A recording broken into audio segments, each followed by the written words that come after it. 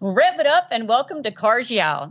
This is show number 2529. Be prepared to be inspired. This is Cars Yeah, where you'll enjoy interviews with inspiring automotive enthusiasts. I'm founder Mark Green, and I've handed the keys to this car over to Ginger Baker Rust, who's a lifelong enthusiast. Ginger's here to provide you with a fuel injection of automotive inspiration. So get in, sit down, and buckle up and get ready for a fun ride here on Cars Yeah.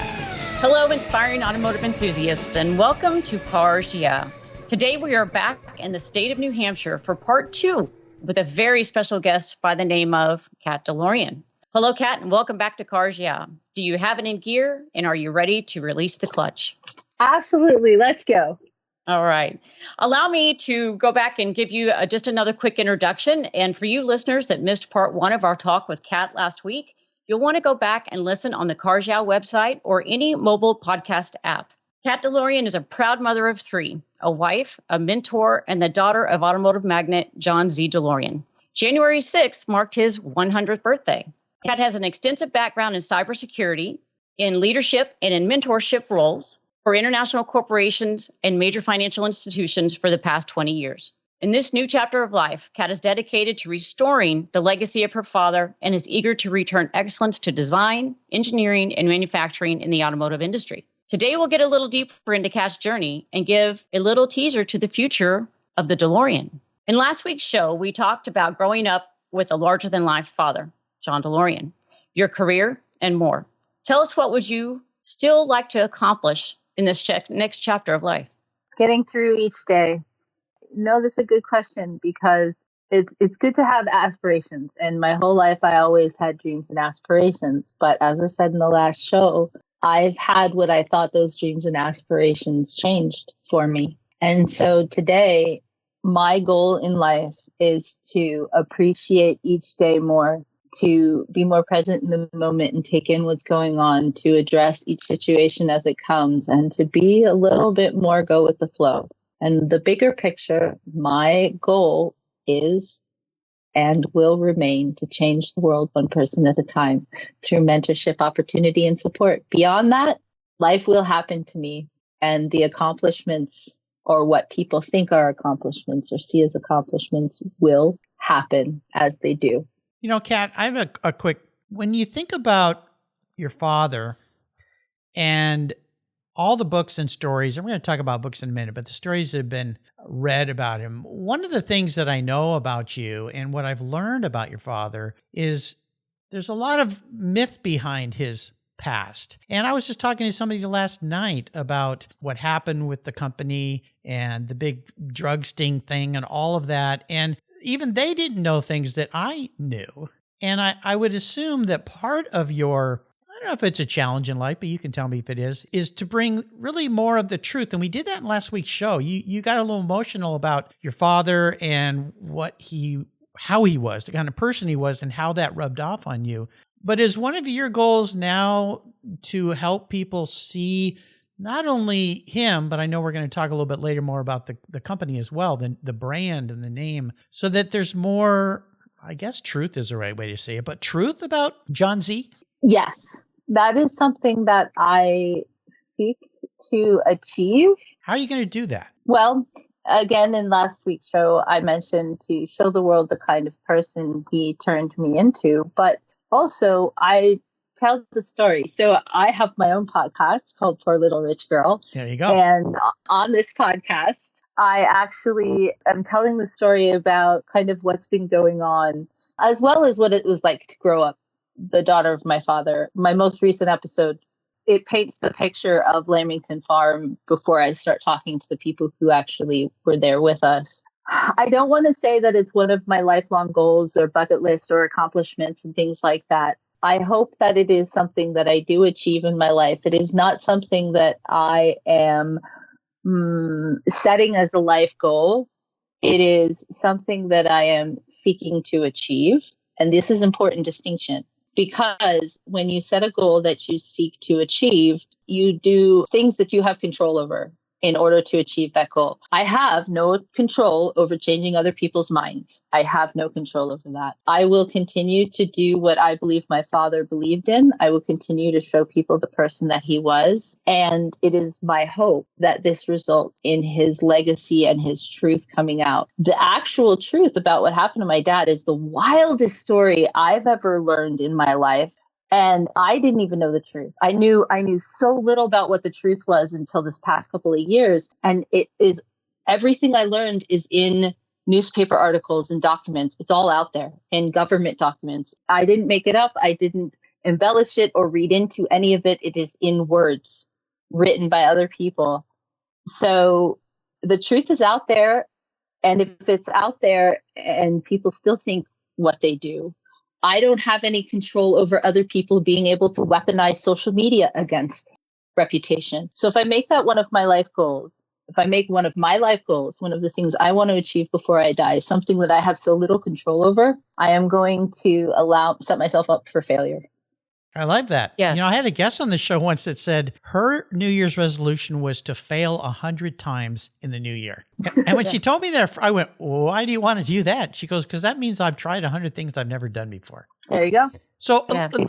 Give us maybe a little story, because there are so many, but you talk about stories that are out there that are the truth. Can you tell us maybe one little story that you've uncovered with your life that, people keep talking about this, but here's the truth about it? Can you share one with us? I mean, it's I think the craziest thing I learned was that Christina dated the drug dealer that sent my father to jail. What? Yeah, it's actually her relationship with him was well documented. So she knew Morgan Hetrick very, very well from Fletcher Jones before she met my father. And they had a very close relationship. And then when I flew out to California for the premiere of the movie, she told me at breakfast, oh, yeah, I dated him. And then I went and I found articles and documents that show she actually dated him. There is a financial crimes document. You can look it up on Google Books that says Morgan Hetrick got caught in some other drug sting, like grandma's smuggling cocaine, I think is what it was actually called. And he was afraid the FBI was going to come down hard on him. It says this in the government document. So he went to the FBI. The FBI didn't go to him. Nobody else did it. Morgan Hetrick, Christina's ex-boyfriend, went to the FBI and said, I'm going to bring you John DeLorean. And he is the one who set up the entire thing. And it's all in black and white in a government document. And I think that there is nothing on this planet that can prepare you for learning that your birth mother might have had something to do with that. So I would say I have learned some. And then something about somebody who never married my dad walking off with an estate despite there being a will. My father's life is so crazy and so wild. And the things that I have learned that I never have imagined. Wow. I mean, over breakfast. Oh, by the way, have I told you this? That was sort of shocking. Tamir was taken aback as well. He was just kind of like, how do you casually drop that bomb over sausage? But,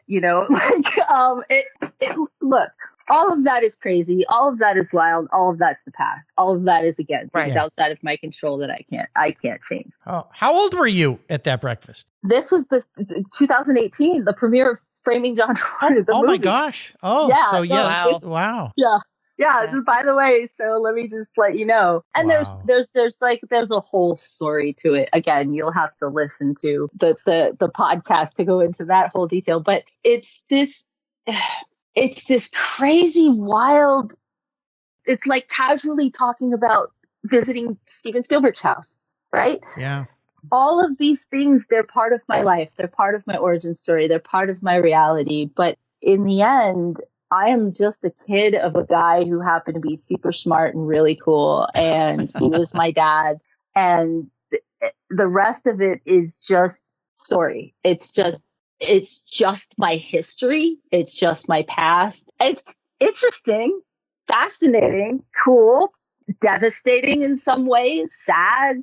Yeah. But I know from some of the conversations that we had about this, that now that they are starting to declassify a lot of these documents, the British documents, the Irish documents, and even some, US documents, that there's so much now that is being able to come to light that people couldn't see or understand, this part of the truth. I'm sure that you've learned quite a bit, again, like you talked about, that you didn't know because they've been declassifying these documents. Yeah. Well, and some of it, but what's crazy to me is a lot of it isn't even classified. It's just that nobody's bothered to look or put the story together or listen to my dad. So people will listen to other people who have things to say that contradict what my father says in his own book. And it's like, well, I wonder why he did this. Well, did you read his book? Because he tells you. But people don't want to believe. And all of these newspaper articles, most of what I learned is available, including the relationship with Hetrick. Now, the FBI document wasn't there. That's new. But the rest of it, all of that is outlined in Los Angeles Times articles from the 80s. Everything that I looked up comes from publicly available information in the 80s that just happens to be out there. But the problem is, and this is the beauty of social media, as toxic as it is, back when my father had his troubles and issues, the people who were in control of who got the message out there were controlled by who wanted the message out there. So the people with the money and the power were able to control the message a lot more than they can now. The media has never been fully independent. They've always been owned by somebody. And so with social media, you're able to tell the truth and to tell your side of the story that you couldn't before. Nobody would listen to his side of the story. Nobody would believe him. He was this disgraced person. And nobody stopped to actually put the timeline together to say, oh, gee, look at how this all played out and look at the reality of what the situation is. Wow. It's there. The truth is literally out there, which again brings me back to all of this is cool and all of this is interesting. And yes, I'm going to make the truth available to people, but it's not going to change anybody's mind. As many times as I can prove to you or show you the truth, we don't live in a world of truth and fact anymore. And why are you going to believe what I present to you? The only thing I can do is live my life the way that he taught me to and hope that you come to the realization on your own that it's very difficult to raise somebody as part of the Illuminati and have them grow up to only want to rescue dogs in Alaska somewhere, right? Like, I mean, yeah. This is, yeah, I guess we could go way off the rails here on a lot of this, but I know most listeners understand what you're saying now, and that's the great thing. That is the good side of what's happening in social media, is people can be their own messenger, and we're not tied to just this elite group of people that control the media. Many times, sadly, believe what they want to believe, and it's interesting to me how societies build up people to be such kings and queens, and then they love to rip them to shreds once they've reached those heights. And I don't get that, but that's the way it is. But I want to have a little bit of fun with it. Okay. I want to kind of be or talk about a special vehicle in your life. And I know, again, this may sound like one of the most stupid questions to ask Cat DeLorean. What's your favorite car? But I want to touch on a picture you sent Ginger and I. And this is because back when I was a kid in the 70s, and this picture looks like it was from that time, your dad and you as a little girl sitting on a Yamaha. I had one of those Yamahas. I used to do a lot of dirt bike. I fell on my back many times. Dirt bike riding. We used to go down to Mexico and ride out in the hills. Back in Southern California, we could do such things. Can you tell us a little bit about that one picture? Because I just kind of smiled when I saw that here's this little girl with her famous dad looks like two little boys that were neighborhood boys or something. Maybe one's your brother. What's the deal with the bike? My dad taught me to ride when I was like 2. Actually, he taught me to fall off. He was teaching my brother how to ride, who's 6 years older than me. And I would have none of not being taught myself. So he sat me on the little 50 and said, learn how to fall off and then I'll teach you how to ride. Nice. So he always had me on a motorcycle. I mean, there's even a picture of me even smaller than that picture that you have where I'm on my own bike, my own like little bike. So I grew up and my engagement ring is a motorcycle. So that Wait a minute. Picture, Wait. Your engagement ring is a motor. What do you mean by that? Well, I don't wear jewelry. I actually have, I'm sensitive, so I'm autistic and I have skin sensitivities and things. And I tried to wear my wedding ring, which was platinum, and I still got rashes. Oh, okay. So I told my husband, if he wants to get me an engagement ring, that's going to be 2 months' salary. It should better go room. And so I have a 2004 CBR 1000 RR as my Nice. engagement ring because it just makes more sense. But yeah, no, my dad taught me to ride since I was very, very little. And I have some of my fondest memories of riding with my dad and motorcycles just in general. So I love that picture. Well, I love it too. And since we are talking to a DeLorean here, I have to ask about DeLorean. If you could share maybe just one memory about that car your dad and his team created? I know there's a million, but maybe just the first time you saw it, or maybe you got to be there for the unveiling. We got to talk about the car a little bit. Yeah, so I was actually, I was really, really young, and I tell people I was born the same year as the DeLorean, right? Okay. I was born in 77, but it's funny because the questions that y'all sent over beforehand, one of the questions is which you might be getting to. So I'm sorry if I'm going to spoil this, but I need to answer this question appropriately and tell you why I laughed. One of the questions he said was, if you take a drive across country, who would it be with? Yeah. And what car and who would it be with? And my immediate thought would be with Jason and my father. I'm driving and my father has to sit in that damn luggage rack like he shoved me into when I was a kid, which of course wouldn't work because he's 6'4", and I, as a 3-year-old, fit in the luggage rack. Yeah. But my memories of the car are actually being forced to sit in that luggage rack as he drove my brother around the farm because there's only 2 seats, and then getting my arm stuck in the darn window in one of the prototype cars that we got in our house. Yeah. So I love it. I want to say that I have a lot of fond memories growing up with the car, but it was a little bit of a torture for me. A torture, yeah. Well,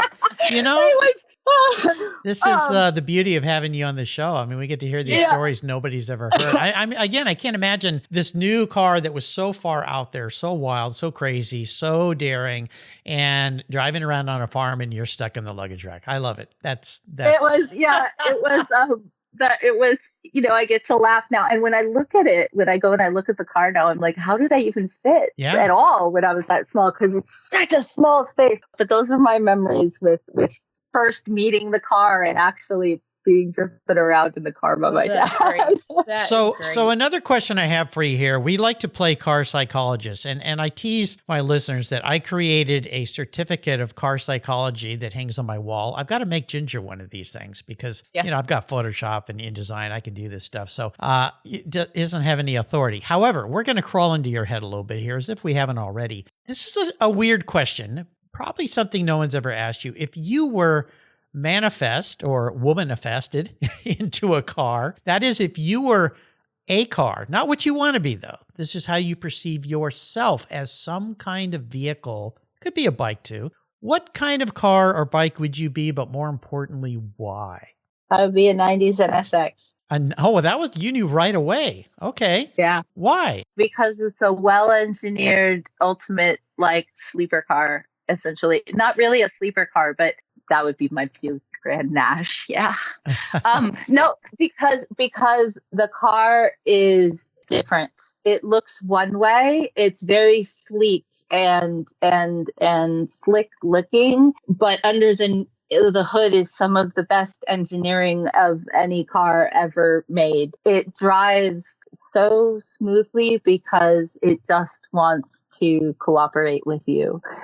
It's simple and practical and fun and sporty all at the same time. And that's why. Yeah, it has a lot of those DeLorean essence to it, I think, as well. And for anyone who's never driven one, and I've been lucky enough to drive one, actually a couple, they're so far different than what you think. And given that brand, when it came out, people went, wait, it's kind of like Volkswagen trying to make a sports car, People didn't quite buy it.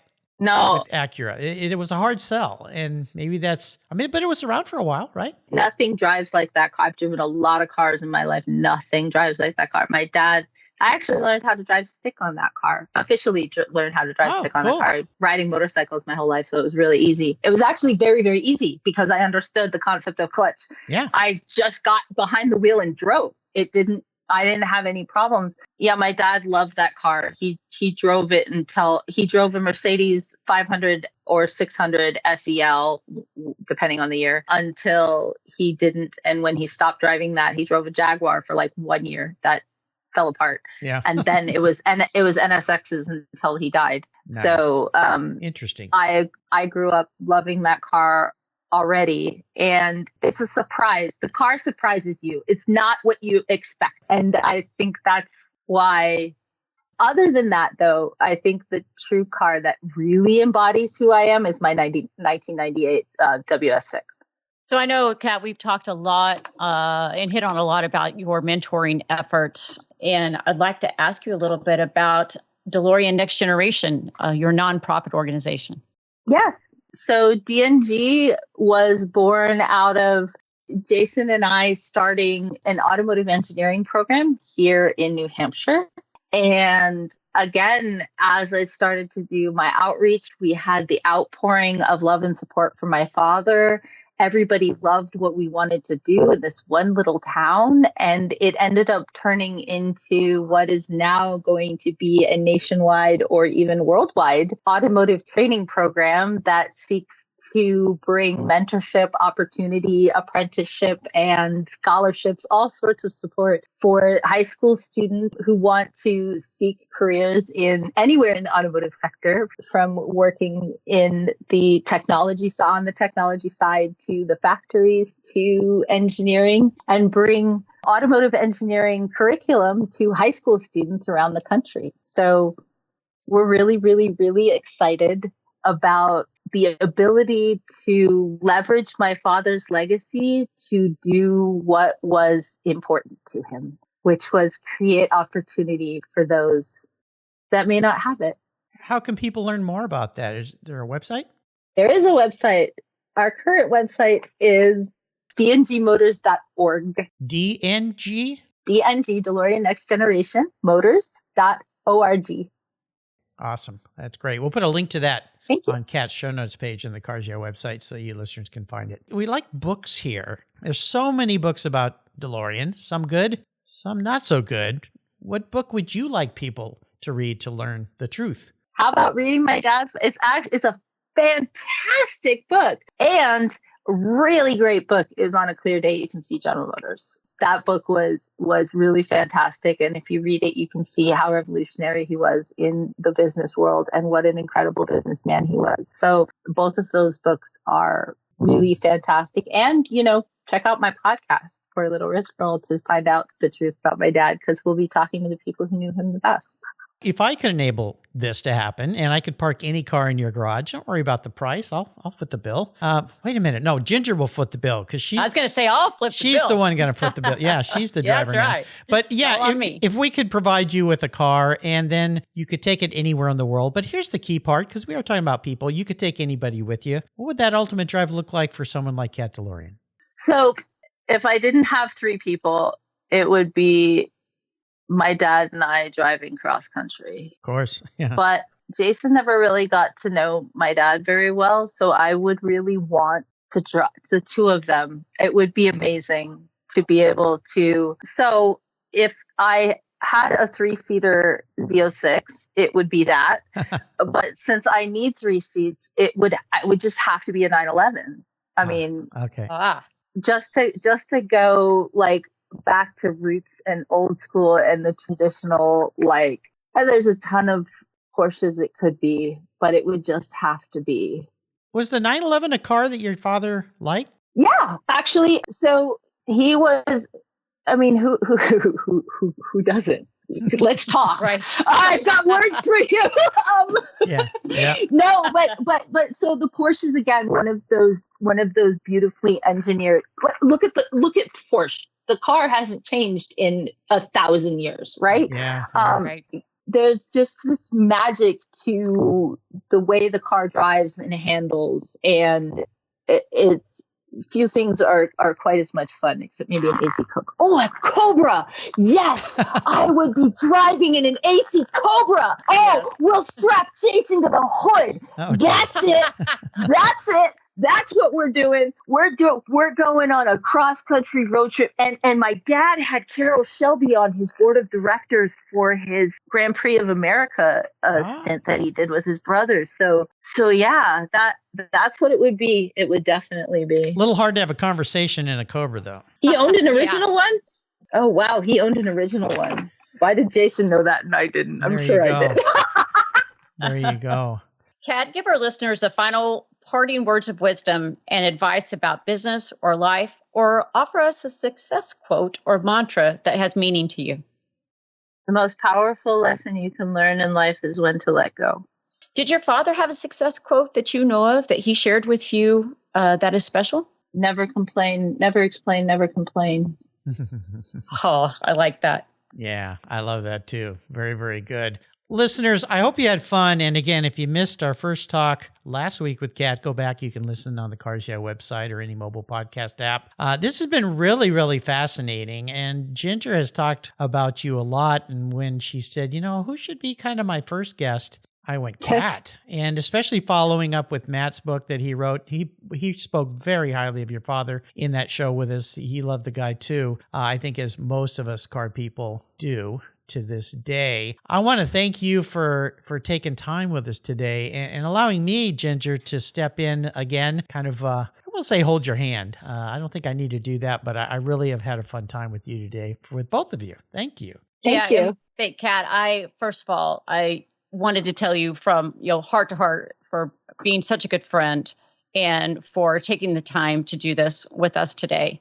It means more to me than you ever know, and especially the fact that this is my first show, but as the owner and the new driver of Cars Yeah, and I couldn't think of anyone more gracious or that I would have wanted to do this with than you. And Mark, I can't tell you how much I've appreciated the fact that I still have so much to learn and I'm very raw at this. And I got to be honest, I think I was more nervous today than I have on anything that we've done together for the fact that it is so special and it is the first show, but the fact that it is with Kat. And that's why I ask you to be here because, too, I know how you feel about not just Cars Yeah, but about the industry in itself. And we've talked a lot, about Kat and John DeLorean. And that's why I wanted to have you with me today to hold my hand a little bit, because this is such a huge deal, but also because I wanted you to have that experience with Kat as well. And I can't thank you both enough for doing this with me today. You're welcome. Thank you. Kat, thank you so much. Thank you. That was fun. On that note, until we talk again, I'll see you down the road. Thank you so much for joining us here today on Cars Yeah. Drive on over to carsyeah.com to find today's guest show notes and inspiring automotive fun. Download your free copy of Filler Up. It's an ebook filled with gorgeous photos of fuel filler fun, including quotes from our inspiring automotive enthusiasts. While you're on the website, sign up for weekly blogs and a whole lot more. Download your copy today, and Ginger will see you next time here on Cars Yeah.